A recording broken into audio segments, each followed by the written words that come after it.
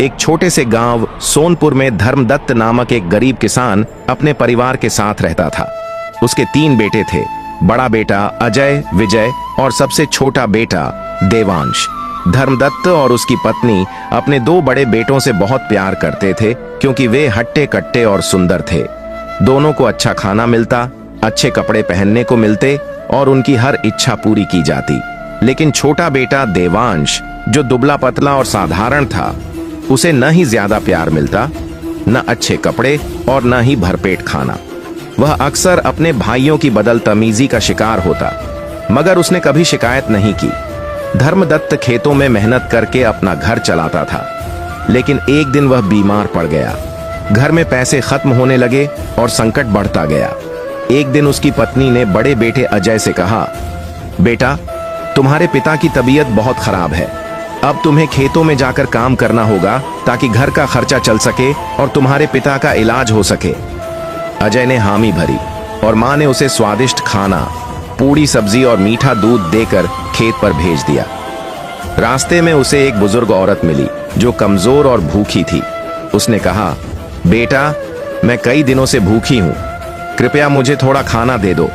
अजय ने गुस्से से कहा, खाना अगर तुझे दूंगा तो मैं क्या खाऊंगा बुढ़िया, चल हट जा मेरे रास्ते से। अजय खेत में पहुंचा और जैसे ही हल चलाने लगा तभी एक बड़ा पत्थर उछलकर उसके पैर पर गिर गया और वो चिल्लाने लगा। दर्द से कराहता हुआ वह किसी तरह घर लौटा। मां ने उनकी मरहम पट्टी की। अगले दिन मां ने दूसरे बेटे विजय से कहा, बेटा, अब तुम्हें जाना होगा। विजय को भी वैसा ही खाना देकर खेत भेजा गया। रास्ते में वही बुजुर्ग औरत मिली और उसने भीख मांगी, मगर विजय ने भी उसे डांटकर भगा दिया। खेत पहुंचते ही जैसे ही उसने हल चलाया, हल टूट गया और उसका हाथ घायल हो गया। वह भी रोता हुआ घर लौटा। अब दोनों बेटे घायल थे और पिता बीमार। घर में अंधेरा छा गया।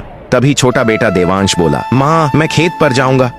माँ हंसते हुए बोली, अरे तू क्या कर पाएगा, तू दुबला पतला तो है ही, ऊपर से ना अक्ल है और ना ही शक्ल है। पर देवांश अड़ा रहा। हार कर मां ने उसे सूखी रोटी और सादा पानी देकर खेत पर भेज दिया। रास्ते में उसे भी वही बुजुर्ग महिला मिली। उसने कहा, बेटा, मैं बहुत भूखी हूं, क्या तुम अपना खाना मुझे दोगे? देवांश बोला, मां जी, मेरे पास तो बस सूखी रोटी और पानी है, लेकिन अगर आप इसे खाना चाहें तो बड़े प्रेम से खा सकती हैं। जैसे ही देवांश ने थैला खोला, वहां पूड़ी सब्जी, मिठाइयां और मीठा दूध था।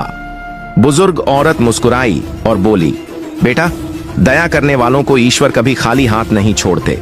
फिर उसने कहा, जाओ, खेत में जाओ और जिस जगह तुम्हें सबसे सख्त मिट्टी लगे वहां खुदाई करना, तुम्हें कुछ अनमोल मिलेगा। देवांश ने महिला को प्रणाम किया और खेत में गया।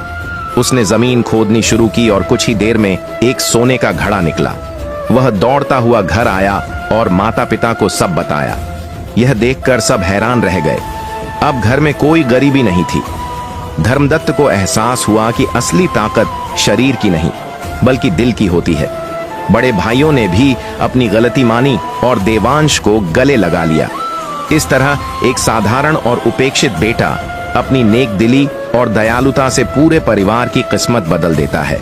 तो प्यारे साथियों, इस कहानी से हमें सीख मिलती है कि सच्ची ताकत शरीर में नहीं बल्कि दिल में होती है। जो दूसरों की मदद करता है, ईश्वर उसकी मदद खुद करते हैं।